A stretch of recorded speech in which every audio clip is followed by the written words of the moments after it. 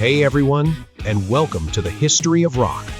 Today, we're going to be talking about the wild story of Keith Richards snorting his father's ashes. I'll be exploring the craziest rock and roll legends and trying to uncover the truth behind this shocking claim. Keith Richards, the legendary guitarist and co-founder of the Rolling Stones, has built a reputation for being one of the most iconic and rebellious figures in rock and roll history.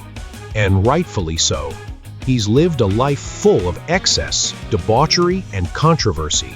And yet, he's still standing. Or should I say, still rocking. One of the most eyebrow-raising statements Richards has ever made, however, is the claim that he snorted his father's ashes. Yes, you heard that right. His father's ashes. It's a statement that raises more questions than answers and has left many of us wondering what on earth was going through his mind when he made that decision.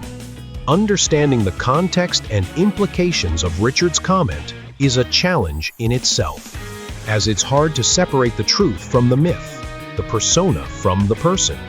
Was he being serious or just trying to shock the public? Was this a genuine expression of his personality or just a publicity stunt gone wrong? The music world and fans alike have been left scratching their heads, trying to make sense of this bizarre claim. Some have condemned Richards for his actions, labeling them as disrespectful and barbaric, while others have praised him for his unapologetic candor and rebellious spirit. But what's the real story behind this statement? Keith Richards grew up in a working-class family in England, and his relationship with his father, Bert Richards, was complex, to say the least. Bert was a tough, no-nonsense kind of guy who worked as a factory worker and later as a salesman. He was also an avid music lover and encouraged Keith's early interest in music. Richards has often spoken about the close bond he shared with his father, but also about the difficulties they faced, particularly during Keith's rebellious teenage years.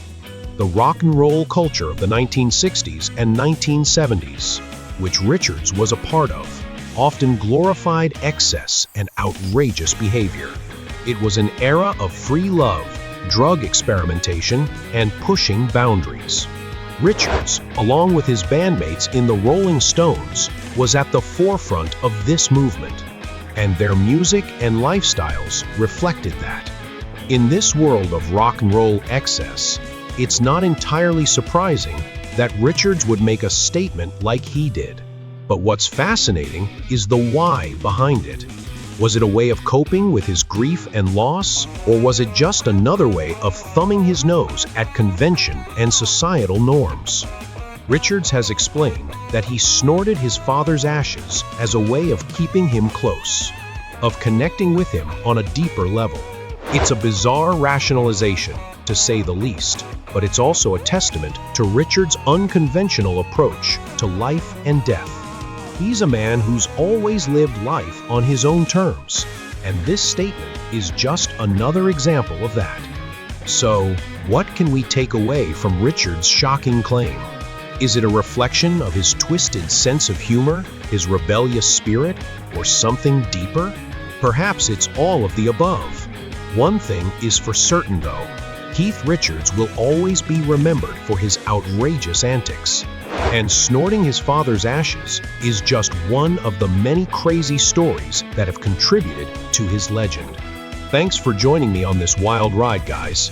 If you're as fascinated by rock legends and their wild tales as I am, be sure to check out my next video, where I'll be diving into another unforgettable story.